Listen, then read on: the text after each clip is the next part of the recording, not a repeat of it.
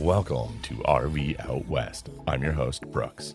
My Family of Four's base camp is located in the beautiful Pacific Northwest, and our RV adventures radiate out from there. Please grab a mug of coffee and join us as we discuss RVing around the American West. From sweet camping spots, gear and equipment, to tips and tricks, we've got you covered. We are RV Out West. Inspired by a scenic location under the trees and surrounded by the Oregon High Desert, the Northwest Nomads gathering encourages attendees to disconnect from the outside world and experience an unforgettable weekend in September. Hosted at Rock Horse Park Campground, this place overlooks the magnificent Fort Rock Mar volcano that is also on the fringe of 3 national forests on the northwest shore of the Great Basin Steppe. Joining us today is Ashley and Jordan, the 2 nomads who have built this incredible gathering of like-minded adventurers. Thank you both so much for taking the time to speak with us today. Yeah, no, thank you. Yeah, we're excited. Will you guys please share a bit about yourselves? You want to go ahead? Sure. I started my nomad lifestyle. I built out a short schoolie a couple years ago now, and I've been on the road ever since then. And then Jordan and I met in Arizona, and he was traveling in a van, and we've pretty much been together ever since. Yeah. And then so I kind of traveled Oregon a lot. I was kind of living in a van before it was cool, before they had the van life stuff, but it was on and off. And then I just the lifestyle made sense to me. So I just mostly, I travel around US a little bit, but I mostly kind of just travel around Oregon. I hit the road, went down to Arizona and started traveling around. Like she said, we met from there. We just kind of hit it off, started traveling together. And then we decided to kind of start Northwest Nomads. And I had a small apparel company called Beyond Wild, kind of just getting started. So we kind of just meshed our lives together and just started working on stuff. Are you both Oregonian natives, born and raised, or? No, so I was born in Oregon, raised in Oregon, and Ashley from Florida. Yeah. So tell me a bit about share with me now about Northwest Nomads. I just stumbled upon your Instagram, got all jazzed about it. Yeah. So, well, I guess it all started for me, when the pandemic kind of hit and a lot of the van events weren't happening, like Descend on Bend. And there was one that in 2019 bus fair that was really cool. And they started just shutting down, not happening, so we, a few friends and myself wanted to put something together just to kind of give back a little bit to the community and let some people come and just get a break from all the craziness. So we did a thing called Wolfpack Roundup. And that was kind of like a one-off kind of thing. And we went, I think Isaac's building buses, Brad's got Van Life RX, and then now we're doing our thing. But that's kind of where the idea kind of sparked for me. And then just talking to her, we kind of I threw the idea out there and she liked it. And we decided to kind of start our own in a way of what we think a van gathering or nomadic gathering should be. Not necessarily should be, but, just kind of our take on it. So that's kind of where the idea was born, and we just kind of ran with it. And the first year was amazing. We had a lot of great people come out. It was awesome to see so many people just come together and just a positive, kind atmosphere it was great. It was really it's great. Cool because I feel like with ours, we keep it fairly small in occupancy, and it was nice that you actually got to see friendships be made and people who traveled together for so long afterwards. That was really cool to see. For those listeners who are not familiar, and this is the first time they're hearing all about Northwest Nomads, explain to me kind of day to day what activities and the event, and kind of give me a description of what it was like. So our event is 5 days, 4 nights. Yeah. So we like to have, other than people just coming out, meeting good people, creating friendships and stuff like that, and leaving with a good time. We also want people to kind of be able to leave with some sort of knowledge, whether that's, kind of some how-tos if they're trying to grow a YouTube channel or their Instagram channel. or whether they've got a build that they're halfway done with and they need some pointers. Or even if they run a business, we do a little makers market every day, and people have the opportunity to set up and show their craft and get some money or something. We just want to what we're trying to do is support the community and give them kind of a platform, because I've met a lot of good friends in the nomadic community, and people that like I meet, we hit it off, and like they're like family now, and then Ashley and I, we met on the road, like just so many good things for us have come out of the nomadic lifestyle. So we also want to kind of give a platform for people to experience kind of the same things that we've been able to experience, so that's kind of what we're trying to create with Northwest Nomads, and then, and like I was saying, let them take something other than just good times and friendship, but also information from the event. We're just trying to give as much value as we can. Last year we had an off-grid electrical class, and there was people out there taking notes. So it does, I hope, at least help somebody. If anybody has ever had a question, hopefully it got answered. We also had a build class, and Shane Dennis actually brought 2 vans, one that he was actually building out for a project. So that was really cool for people to see. Oh, that's cool. Like, why didn't I think of that? Right. Interesting. Okay. This is going to be your second year doing Northwest Nomads. Explain to me how you're positioning and thinking that Northwest Nomads is different than Descend on Bend. So I will say that Descend was one of the first gatherings. I came across their thing on YouTube, and I was like, I got to go check this out. And I did. And I started to see a lot of great things in it. And then, but one thing that I was like, man, like, there's so many people, which it's awesome. I love Descend on Bend, but there's so many people. And I found myself like feeling like I was going to miss out on things. If I'm over here, what am I missing? So I kind of felt like like I'm just running around and like a chicken, and so what we kind of wanted to do with ours is we don't ever have the plans to make ours really more than like, I don't know, 500 people. We want it to be small so you can create friend. Like at Descend, I find myself like I'd go there and I'd meet somebody. I'm like, oh, hey, that was a really cool person, and I wouldn't see them again. At our event, we had a lot of people talking about how it was great that they can run into somebody, have good conversations with pretty much strangers that are deeper than just surface level, and then they're able to kind of see them again and interact with them. Yeah, you were able to get to know somebody, I feel like. Yeah. Just in that smaller setting. Yeah, so that's kind of something we want to do with ours, is just keep it small, because we want to make sure that family community vibe stays there. That's our main goal, is to make sure that it feels like a family. It feels like a community, where we're all there to kind of support each other and help each other out. Let me ask you a bit about logistics.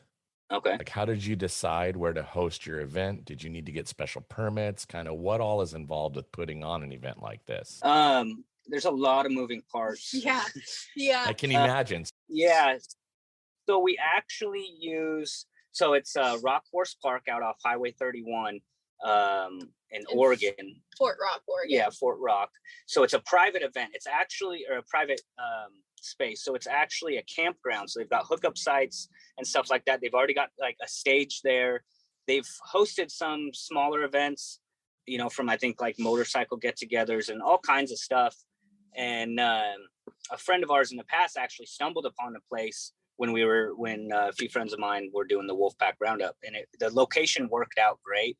And the people there, they work with us, we work with them.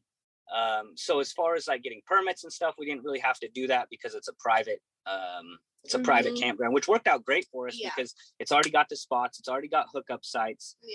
Something I mean, it seems like something real little, but out there in the high desert, they water their grass a lot, so it keeps it green. So as little as that may be, it's nice to have some green grass around. We reached out to some people that we knew in the community, As far as, like the classes, the off-grid electrical classes, the build classes, reaching out to people that are on social media that know what they're doing.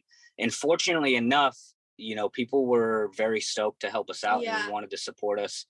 That's kind of what it's about. That's one of the reasons why we're doing it. And we got the support that we were looking for. Let me ask you this. The music, was it always intended to have music? I feel definitely music was a must for me. I love live music, and Northwest Nomads was a thought in both of our minds. The first artist, singer, music, anything I wanted entertainment wise was Kat Hall, because I knew her from back home in Florida. And that kind of evolved to so many more connections that I found on the West Coast that I wasn't familiar with. And then it kind of turned into, well, every day we want a different kind of genre in music throughout the event. So it was like Lainey Lou, perfect, like bluegrass, awesome to get the vibe going. And then we went into the second day was reggae, where it was Cat Hall and Perfect by Tomorrow.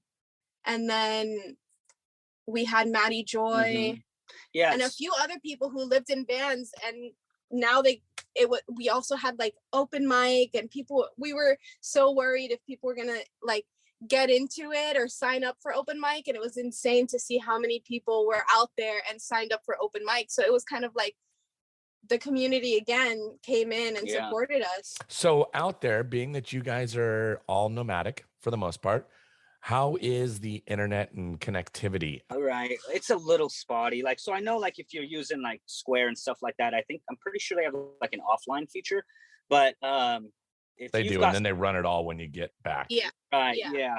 But if you're, if you kind of come out and you're planning on like, hey, I've got a lot of work to do and it's remote online stuff, it's going to be a little tough. The service is pretty spotty out there. Especially with everybody also trying to use what they could get at the same time. It's definitely not reliable. And we did have some people who asked, hey, I got to go work for a few hours. Am I able to come back in? And of course, there you are able to re-enter if you need to go out into town to get some stuff for your van or food, groceries, small things like that. You're able to come back in. Yeah, but for the most part, we come out and disconnect. And play. Right. And unplug and let's play. Forget about all the craziness of the world and, forget about that for a few days and have some fun. But we do understand, there's some people out there that you definitely, you got to work. So there, I think a few people, there's some hills, kind of people go out and go to the top of the hill. Find the ridge lines. Yep. So it's stuff like that, but definitely no guarantee for if you have to put in some hours and work. I did see, because I was on your site, tickets just recently went on sale. What are the different tiers and how that works? So we wanted to try to keep ours at a price where for most people it should be affordable. Like early bird tickets right now, $65. We feel like that's a really fair price. Coming in and getting a parking spot for 5 days, 4 nights, and then general admission it'll go up a little bit from there. And then the hookup sites, I've never ran a campground or anything like that. I know there's ways to go about how they price hookups, but, I'm looking at that too. And even as far as the hookup sites, we're trying to keep those, on the cheaper end too, because we just want to give everybody a chance. And like if you are vending and you need hookups, like I understand you come out to an event, it's kind of depending on how you look at it, it could be like overhead for what you sell as far as the price for hookups, but we still don't want to make that really expensive. It's not about the money for us. It's kind of more about the community and the experience. That being said, we obviously have to make a little bit of money because we need to keep the event going. But we try to keep it at a lower cost. So, generally anybody can come, Did you get RVs that came in your first year? Or was it mostly vans and schoolies and, pretty self-contained? Surprisingly, the hookup sites, people love those hookup sites. Yeah, like we were unsure if the hookup sites would people buy them, just because we didn't know, but yeah, we had a lot of vans and schoolies, but yeah, there were some people out there with RVs, trailers. There was a lady out there. She had a like a cargo trailer that was turned into, you know, like a camper trailer that was really cool. So, and that's another one of our things. It doesn't matter what you've got, you know, whether you're a van or a bicycle with, you know, you're towing a little trailer on a bike. It doesn't really matter to us. Like everybody's welcome. But yeah, we had RVs and buses and everybody out there. And then yeah, the hookup sites, I mean, you know, those sold out. That's great. Let me ask you this. Where do you see Northwest Nomads in, say, 7 years? We're definitely going to be there. You know, this is something we want to continue on for a very long time, but we're more on the quality end instead of quantity. Like we want to have a lot going on, but we also, so in 7 years, I'd say we're probably really honing in on making sure that the guest experience is just elevated. Now that you've got your first year under your belt, and I want to hear from both of you, what did you learn about yourselves after successfully putting on your first event?